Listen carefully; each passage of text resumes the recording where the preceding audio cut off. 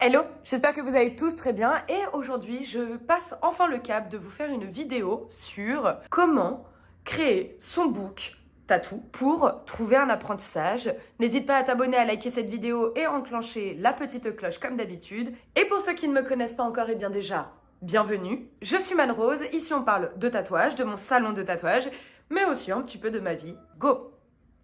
Pour ce faire, j'ai fait une petite liste. Je me suis munie bien évidemment de mon énième café de la journée.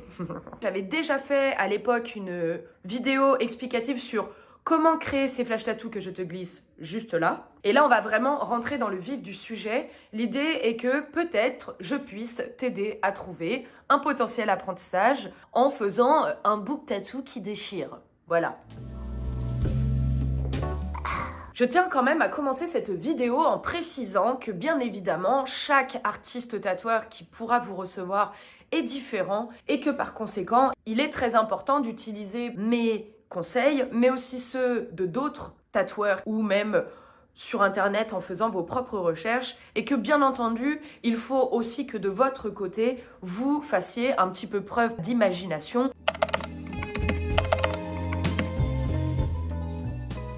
L'idée est que à travers on ressente ta passion, ton engouement pour ce métier. Ça nous donne aussi forcément une idée de ton niveau en dessin, obvious, mais aussi ton ADN artistique qui est aujourd'hui, je vais l'expliquer un peu plus en détail, mais très très importante étant donné le nombre de gens qui cherchent un apprentissage dans le tatouage, mais surtout au vu du nombre de tatoueurs que nous sommes déjà sur le marché. Le but, en fait, tout simplement, c'est que tu arrives à montrer que il faut que tu sois le prochain apprenti du salon et que tu aies une vraie plus-value pour ce dernier. Un petit peu comme dans tous les autres corps de métier finalement. Vous vous doutez bien qu'on reçoit donc énormément de demandes pour des apprentissages, certaines d'ailleurs très bancales. Bon, écoutez, cette vidéo est donc faite pour éviter que tu sois la personne qui me fait une demande d'apprentissage complètement farfelue. Et qu'il est donc très très important de soigner ton book puisque c'est lui qui va donc faire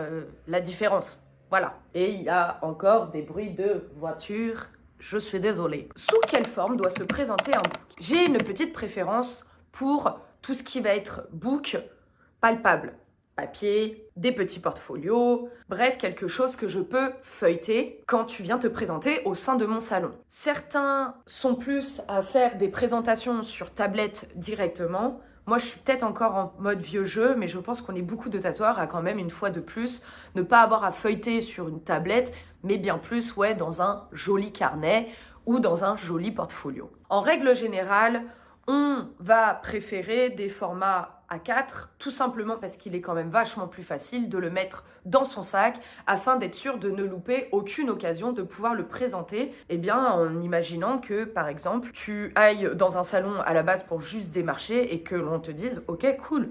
Bah du coup, passe-moi ton book, ça m'intéresse, je veux voir. Si tu ne l'as pas dans ton sac à dos et que tu dis « T'inquiète, je vais le finir en 2-2 et puis je le ramène la semaine prochaine », il y a de fortes chances que la chance que tu étais censé avoir te passe sous le nez et que le tatoueur passe tout simplement à autre chose. Les formats A4, de préférence, pour pouvoir l'avoir toujours dans son sac à dos. Et pour le reste, vous avez la possibilité soit d'imprimer vos versions numériques. On aime aussi beaucoup avoir des versions papier puisque cela prouve que tu sais réellement dessiner. Mais attention de ne pas présenter pour autant des modes cafouillis, caca, pas fini, en mode croquis à l'arrache, etc. Il faut donc que le book, quoi qu'il arrive, peu importe comment vous souhaitez finalement le présenter en mode numérique portfolio ou carrément en carnet de croquis, il faut que ce dernier soit propre et lisible. C'est ce qu'on vous demandera, quoi qu'il arrive.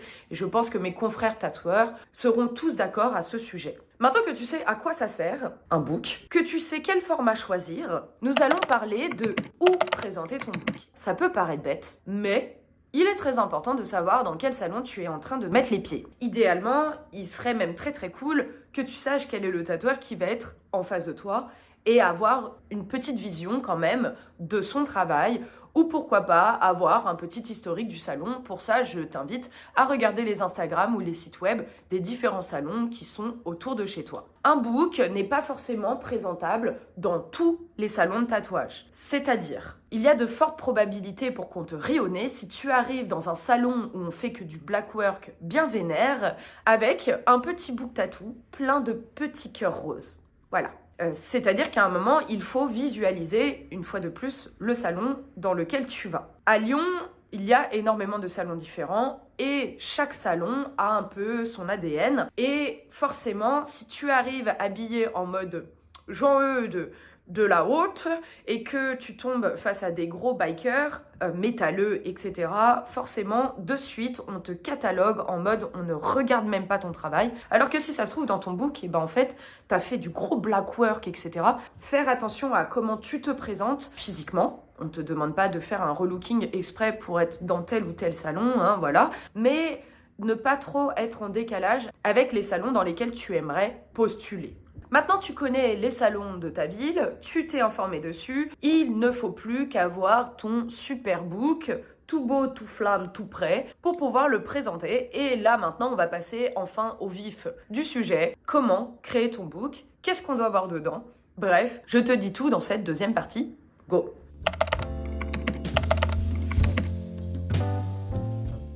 Alors, tu as deux écoles. Tu as les salons qui aimeront avoir quelqu'un qui sait faire beaucoup de styles différents. Et tu as les salons où au contraire, on va souhaiter voir ton propre style, ton ADN, ton style graphique, ton univers. Moi, ce que je conseille dans ce cas-là, c'est d'avoir tout simplement deux books.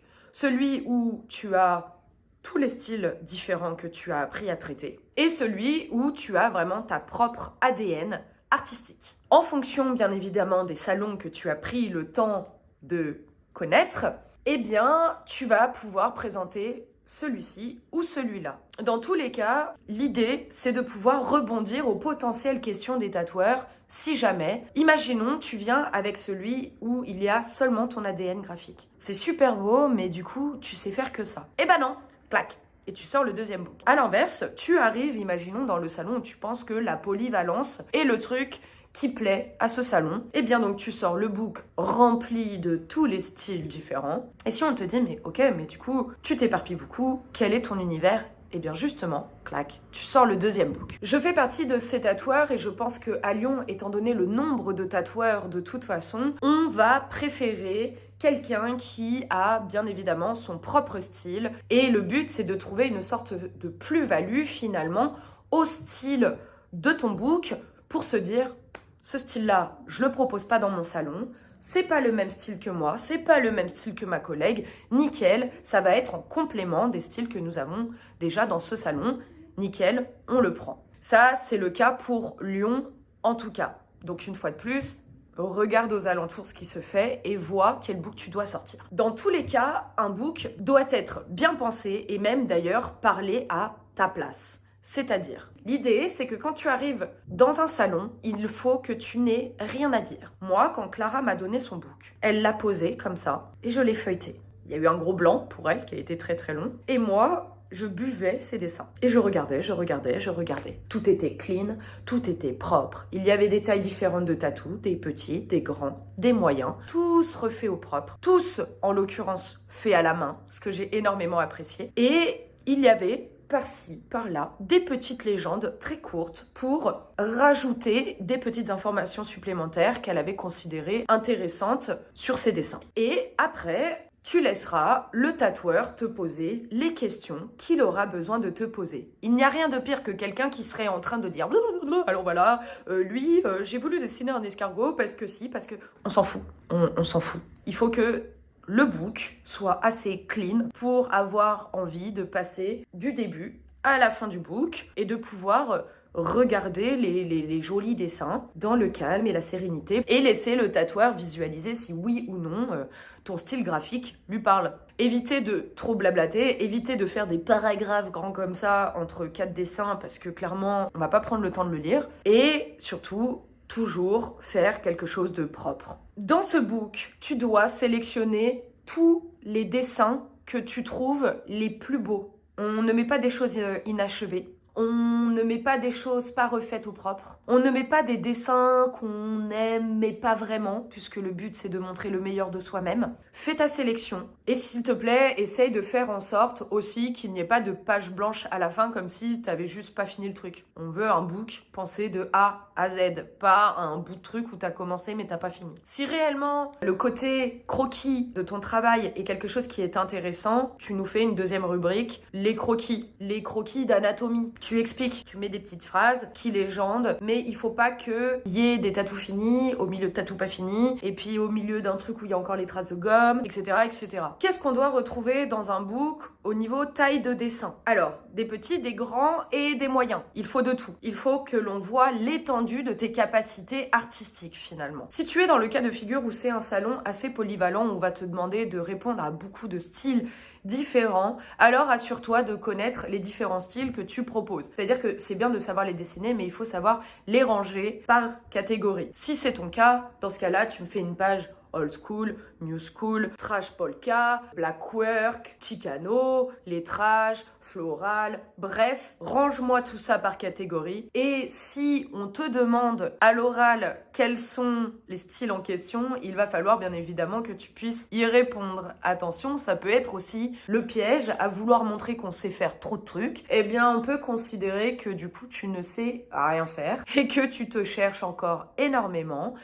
D'où l'intérêt d'avoir ce deuxième potentiel book avec ton propre style. D'ailleurs, petite parenthèse, n'hésitez pas à me dire en commentaire si ça vous intéresserait des petites vidéos sur les différents styles de tatouage et vous pourriez carrément me dire en commentaire quel est le style que vous voulez que l'on traite ensemble dans une prochaine vidéo. Je te laisse me dire ça en commentaire. Autre chose que l'on m'a souvent demandé, c'est « Mais est-ce que j'ai le droit de mettre autre chose que juste mes dessins pensés pour le tatouage ?» Eh bien oui. C'est-à-dire que si, imaginons, tu fais un petit peu d'illustration, go faire une rubrique illustration. Il faut par contre que ça soit à la fin, parce que le but c'est que tu mettes en avant la partie tatou et que après tu montres, on va dire, tes plus-values. Ça peut être aussi les petites mentions comme quoi tu sais déjà gérer les réseaux sociaux. D'ailleurs, si tu as un Instagram, que tu as déjà commencé à travailler pour le dessin, qui sont censés bientôt être tes potentiels flash tattoos, eh bien n'hésite pas aussi à le mettre dessus. Faire finalement une petite fiche avec tes références, comme quoi eh bien tu as déjà un Instagram, tu sais déjà un peu gérer les réseaux sociaux, parce que ça pour nous ça va être un grand gain de temps si déjà on n'a pas besoin de t'apprendre cette partie-là. Et tu peux bien évidemment mettre tes illustrations, mettre, je sais pas, si tu fais des logos, mets des logos. Si tu es quelqu'un qui fait de la com, eh ben n'hésite pas à mettre tes créations en com. Si tu es quelqu'un qui fait de la broderie sur vêtements, mets-le aussi. Bref, la polyvalence dans le milieu du tatouage, ça peut être très intéressant car ça peut être une plus-value pour le salon et ça peut aussi prouver que tu es quelqu'un qui a vraiment la fibre artistique, donc n'hésite pas à le préciser dans ton book à la fin. Est-ce qu'il y a besoin d'avoir un CV raccroché au bout de tatouage ainsi qu'une lettre de motivation? Moi, je te dirais que non. En fait, on est vraiment un milieu qui n'est pas du tout dans ce truc du monde du travail habituel. Donc c'est vrai que moi, si je reçois un CV ou une lettre de motivation, ça va être très long à lire. Moi, l'essentiel, c'est de savoir si tu dessines et si tu as un bon niveau et si tu as une patte artistique. Donc savoir que tu as passé un bac dans les années 1000, etc., c'est pas méchant, mais je m'en fiche un peu. Pareil pour les lettres de motivation, ça fait ça de trucs à lire. La chose la plus parlante, c'est ton portfolio, surtout si tu l'as bien fait. Donc, mise tout sur ton portfolio et oublie ce truc de CV et lettre de motivation. Pour moi, ça n'a pas grand intérêt. Est-ce qu'il faut joindre des tatouages que tu aurais potentiellement déjà fait? Oui, mais sur fausse peau. Si tu t'es déjà entraîné à la maison, pourquoi pas? Perso, tu me montres des tatous que tu as déjà fait sur vraie peau, ça dépend vraiment de ton niveau. Ça peut te desservir autant que être un avantage. Si tu es quelqu'un qui a un bon niveau, ça peut permettre de se dire, tiens, lui, je vais le former vite, j'ai besoin d'un tatoueur assez rapidement. Cool, le mec, il a déjà des bases solides. Là, ça peut être un plus. Si par contre, tu me montres des peaux qui, clairement, t'as trucidé la personne, eh bien, au contraire, si tu n'arrives pas à prendre du recul sur ton travail et à visualiser si c'est présentable ou non, on préférera qu'il n'y ait pas du tout de photos de réalisation déjà faites. Tu n'es pas encore tatoueur. Tu cherches un salon pour un apprentissage. Je ne le ferai pas à ta place. N'oubliez pas vraiment de ranger le book. Si vous avez différentes catégories à proposer, alors faites-le. C'est-à-dire que, imaginons, ce peut être intéressant d'avoir des petites rubriques, genre là, je vais parler de nature. Hop, rubrique nature. Hop, rubrique je sais faire ça en plus. Hop, rubrique non. N'hésitez pas à ranger votre book. Un petit tips que je peux mettre en avant, c'est le fait qu'il faut privilégier la feuille droite. Tout simplement parce que les Français lisent comme ça. Ça peut donc être voulu que d'avoir la page blanche et la page de droite avec les fameux flashs. Il faut par contre que si c'est réellement voulu, ça soit marqué de A à Z, qu'il n'y ait pas des figures de style en plein milieu et que du coup on se demande si t'as pas juste oublié une page. Mais sache que du coup la page de droite c'est celle qui mettra le plus en avant ton travail. Les pièces que tu préfères doivent être sur cette page-là. N'oubliez pas non plus de laisser parler votre imagination, que ce soit dans la présentation, sans rentrer dans le too much, mais il faut que, une fois de plus, votre book transpire votre ADN, enfin ce que vous êtes finalement. Donc, faites-vous aussi plaisir. Il faut pas rester en mode scolaire. On est des artistes, on est un milieu d'artistes. Donc ça sous-entend que on peut laisser aller un peu notre créativité, tout en gardant quand même le côté cadre du book propre et bien présenté pour justement quand même ne pas trop s'éparpiller.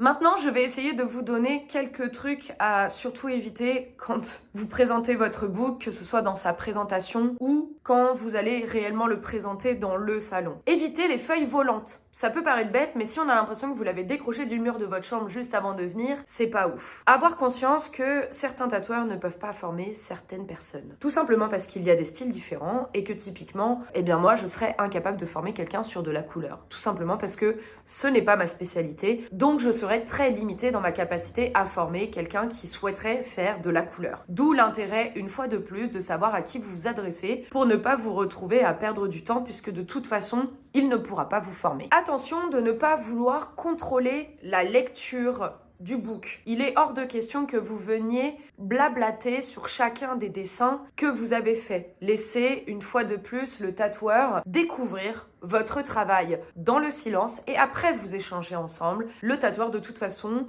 s'il est vraiment intéressé, vous posera des questions pour en savoir un peu plus. Faites relire votre book à des amis, etc. pour avoir des points de vue extérieurs. Quand on est depuis longtemps sur un taf, sur une création, on a du mal à visualiser le truc dans son ensemble. Faites relire à vos amis. De plus, si vous souhaitez rajouter des petites légendes, s'il vous plaît, ne faites pas de faute d'orthographe. C'est horrible. Même moi qui suis dyslexique, je saigne littéralement des yeux quand il y a des fautes d'orthographe. Donc, le fait de faire relire votre travail à des amis, à votre famille, etc., vous aidera à voir les fautes d'orthographe et voir les potentielles choses qui ne fonctionnent pas dans votre book. Quand vous vous présentez dans un salon, s'il vous plaît, évitez de prendre trop de place. Je m'explique. Il y a certaines personnes, quand elles viennent présenter leur book, en fait, ils sont comme ça, dans le salon. Alors déjà, t'es pas chez mémé, donc tranquille. Assis-toi tranquillement ou reste derrière le comptoir tranquille dans un coin, le temps que le tatoueur découvre ton book. Et s'il te plaît, ne gesticule pas trop, puisque en fait l'idée c'est de ne surtout pas distraire le tatoueur qui aura déjà potentiellement pris le temps d'ouvrir le book. Tu verras que quand tu vas te présenter dans des salons, il y en a certains, ils vont te dire non, ça m'intéresse pas, je prends pas d'apprenti, ciao.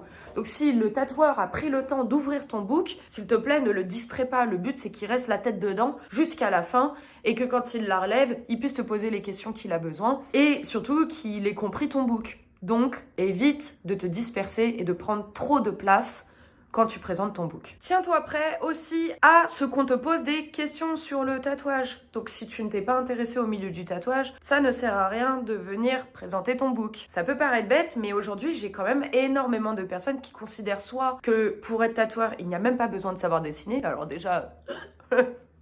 Ok. Mais en plus de ça, je me rends compte qu'il y en a aussi beaucoup qui ne s'intéressent tout simplement pas au monde du tatouage. Donc, si tu proposes, imaginons, du black work à Lyon, par exemple, il serait peut-être intéressant de connaître quelques tatoueurs à Lyon qui proposent du black work, des références comme Jean-Luc Navette, par exemple, qui fait un travail formidable, soit dit en passant, je te glisse ça juste ici, qui est quand même un sacré gugus dans le milieu du tatouage à Lyon. Bref, essaye de connaître le milieu dans lequel tu souhaites travailler. Si réellement tu as envie de vivre de cette passion, commence déjà par savoir dans quel monde tu es en train de mettre les pieds. Et dernière petite chose, et ça je le vois dans tous les corps de métier malheureusement, et ce de plus en plus, viens seul. pas avec une amie, ni un copain. Parce que là, on dirait juste que vous êtes parti bouffer une glace, que t'as vu un salon de tatouage et que tu t'es dit « Allez go, on sort le book, on essaye ». Ça, s'il vous plaît, non, non, non. Quand vous allez déposer vos books, soyez seuls. Les personnes accompagnées qui veulent qu'on regarde leur book, c'est presque 100% de « Non merci, j'ai pas le temps ». Parce que c'est pas possible d'avoir ce sentiment, justement, que on s'est baladé, puis on est tombé sur le salon de tatouage dans la rue, donc on s'est dit tiens on va rentrer, il y a de la lumière. Donc s'il vous plaît, même si nous sommes un milieu qui paraît vachement freestyle, en fait n'oubliez pas non plus que nous sommes des commerces, des gens qui gagnent leur vie avec un côté businessman, tout ça, en plus d'être artistes. Donc on n'est pas en mode c'est olé olé, on fait ce qu'on veut, c'est cool, on arrive les cheveux comme ça, machin. Waouh. Bah non, calme-toi. Il faut coller à la boutique où vous rentrez, ne pas avoir le sentiment que vous êtes passé en coup de vent comme ça parce que c'était fun et que vous êtes quand même préparé à d'éventuelles questions, que vous n'êtes pas en train de débarquer de la planète je sais pas trop quoi. Bref, préparez votre venue, essayez de faire ça propre, potentiellement adaptez vos books en fonction des salons où vous allez, etc. etc. Et même d'ailleurs, allez, comme je le disais, présenter votre book à des salons qui pourront vous proposer un potentiel apprentissage et pas chez Gertrude qui fait de la couleur alors que vous faites du blackwear, par exemple. Voilà, donc c'était tous mes petits conseils sur comment faire son book. On peut toujours échanger en commentaire, c'est avec plaisir que je vous réponds. N'hésite pas à t'abonner, à liker cette vidéo et enclencher la petite cloche comme d'habitude pour me donner de la force. Et voilà, on se retrouve bientôt pour une prochaine vidéo. Prenez soin de vous. Ciao!